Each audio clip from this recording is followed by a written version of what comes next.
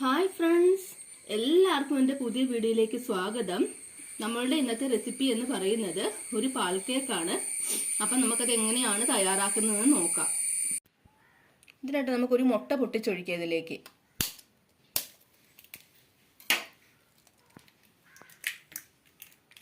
ഏലക്കയും പഞ്ചസാരയും കൂടി നന്നായിട്ട് പൊടിച്ചേക്കുന്നതാണ്. ഇതും കൂടി നമുക്ക് ഇതിലേക്ക് ഇട്ട് കൊടുക്കാം.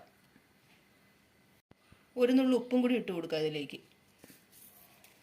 എന്നിട്ട് നന്നായിട്ട് നമുക്കൊന്ന് മിക്സ് ചെയ്യണം. നന്നായിട്ട് ഇതുപോലെ ചിക്കി എടുക്കണം.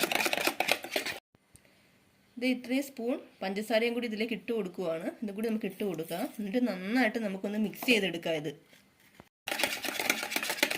ഇതിലേക്ക് ഞാൻ 1 കപ്പ് മൈദയാണ് എടുത്തേക്കുന്നത്. ഇനി നമുക്ക് ഇതിലേക്കിത് ഇട്ട് കൊടുക്കാം. ശകലിച്ച് നമുക്ക് ഇട്ട് കൊടുക്കാം.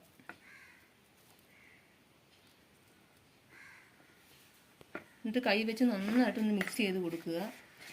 ഒന്നിച്ച് നമ്മൾ ഇടരുത്. ഇങ്ങനെ കുറച്ച് വെച്ച് വേണം നമ്മളിങ്ങനെ മിക്സ് ചെയ്ത് കൊടുക്കാൻ. നമുക്ക് ബാക്കി മൈദാപ്പൊടിയും കൂടി ഇതുപോലെ തന്നെ ഇട്ട് കൊടുക്കാം.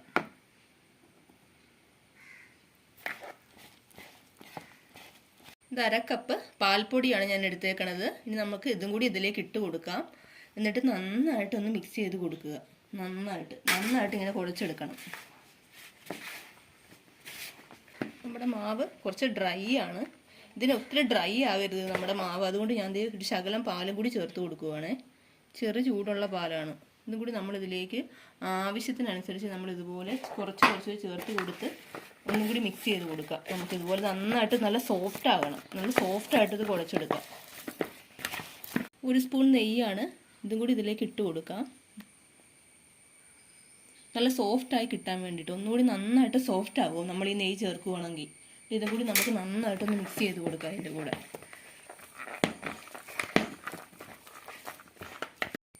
അപ്പം നമ്മുടെ പാൽ കേക്കിനുള്ള ആ ഒരു മിക്സ് നമ്മൾ നന്നായിട്ട് കുഴച്ചെടുത്തിട്ടുണ്ട്.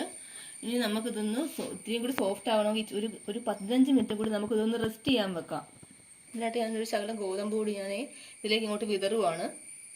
എന്നിട്ട് നമ്മൾ ഈ കുഴച്ച് വെച്ചേക്കണ ആ മാവ് നമുക്ക് ഇതിലേക്ക് വെച്ച് കൊടുക്കാം. എന്നിട്ട് നമുക്ക് കൈ വെച്ച് ആദ്യം നമുക്കൊന്ന് പ്രസ് ചെയ്ത് കൊടുക്കാം ആദ്യം. എന്നിട്ട് 2 സൈഡ് ഇതുപോലെ ഒന്ന് പ്രസ് ചെയ്ത് കൊടുത്തിട്ട് നമുക്കൊന്ന് പരത്തി എടുക്കാം. ഇതുപോലെ നന്നായിട്ട് ഇത്രയും നമ്മൾ ഇപ്പം ഇത്രയും ഇതായിട്ട് പരത്തി എടുത്തിട്ടുണ്ട്. നമുക്കൊന്ന് 2ആയിട്ടൊന്ന് കട്ട് ചെയ്യാം ഒന്നുകൂടി.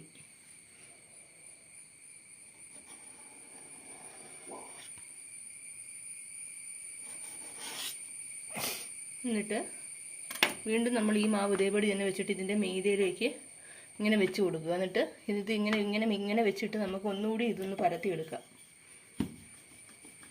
നമ്മൾ ഇതുപോലെ പരത്തിയെടുത്തിട്ടുണ്ടെങ്കിൽ നമുക്ക് വീണ്ടും ഇതേപോലെ തന്നെ ഒന്ന് കട്ട് ചെയ്ത് കൊടുക്കാം.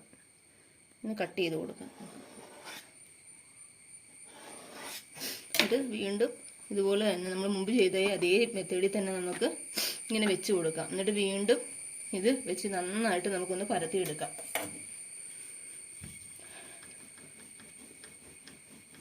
അപ്പം ഞാൻ ഇതേ രീതിയിൽ ലെയറാക്കി ഇത്രയും രീതി നമ്മൾ ആക്കി വെച്ചേക്കുവാണെങ്കിൽ നമുക്കിതൊന്ന് കട്ട് ചെയ്യാം. നമ്മളിത് ഒത്തിരി കനം കുറച്ച് പരത്തരുത്. അത്യാവശ്യം ഒരു തിക്കായിട്ടുള്ള രീതി വേണം നമുക്കിത് കിട്ടാനായിട്ട്. അപ്പം നമുക്കിത് മുറിച്ചെടുക്കാം.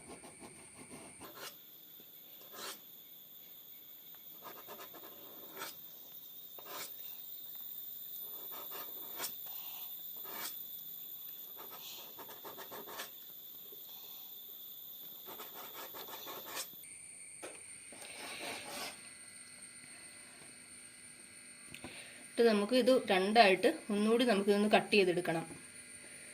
ഇത് ഒന്നുകൂടി ഇങ്ങനെ കട്ടായിട്ട് 2ആയിട്ട് മുറിക്കണം. നമുക്ക് ഈ ഒരു കട്ടിയിൽ തന്നെ വേണം നമ്മൾ ചെയ്തെടുക്കാനായിട്ട്. എല്ലാം ഇതേപോലെ തന്നെ മുറിച്ച് വെക്കാം.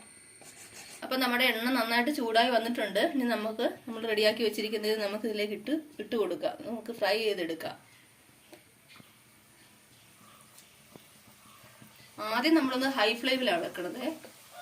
ആദ്യം നമുക്ക് ഹൈ ഫ്ലെയിമിലിട്ട് ഫ്രൈ ചെയ്യാം. എന്നിട്ട് നമുക്കൊന്ന് ഇതായി കഴിയുമ്പോൾ നമുക്ക് മീഡിയം ഫ്ലെയിമിൽ വെച്ച് കൊടുക്കാം.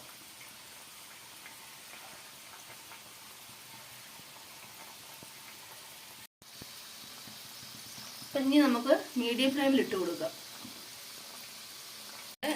പാൽ കേക്ക് ഈ ഒരു വരുന്നുണ്ട്, മൂത്ത് വരുന്നുണ്ട്. ചെറുതീയിലാണ് നമ്മൾ വെച്ചേക്കണത്.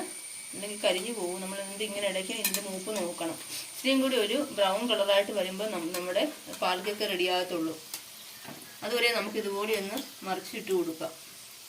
നന്നായിട്ട് ഫ്രൈ ആയി കിട്ടിയിട്ടുണ്ട്. ഞാൻ ദേ ഇതിലേക്ക് എടുത്തിട്ടുണ്ട്, എണ്ണയിൽ നിന്ന് എടുത്തിട്ടുണ്ട്. പഞ്ചസാര പാനിയിലേക്ക് ഇത് ഇട്ട് കൊടുത്താൽ മതി.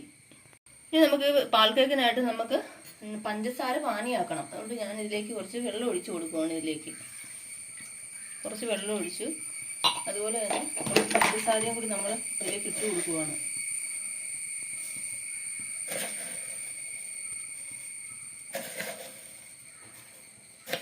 ഇത്രയും പഞ്ചസാരയാണ് ഞാൻ ഇടുന്നത്. നമുക്കിതൊന്ന് പാനിയാക്കി എടുക്കാം. നമുക്ക് പാനിയാക്കി എടുക്കാം. നന്നായിട്ട് ഇതൊന്ന് തിളയ്ക്കണം. തിളച്ച നൂൽപ്പരുവൊന്നും ആകണ്ട. അതിന് മുന്നേ തന്നെ നമുക്കിത് ഓഫ് ചെയ്യാവുന്നതാണ്. നമ്മൾ ഫ്രൈ ചെയ്ത് വെച്ചിരിക്കുന്നത് നമുക്ക് ഈ പഞ്ചസാര പാനിയിലേക്ക് ഇട്ട് കൊടുക്കാം.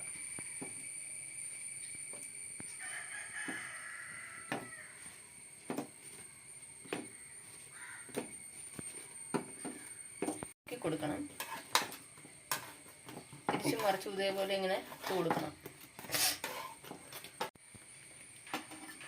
നമുക്കിതെല്ലാം ഇങ്ങനെ കോരിയെടുക്കാം.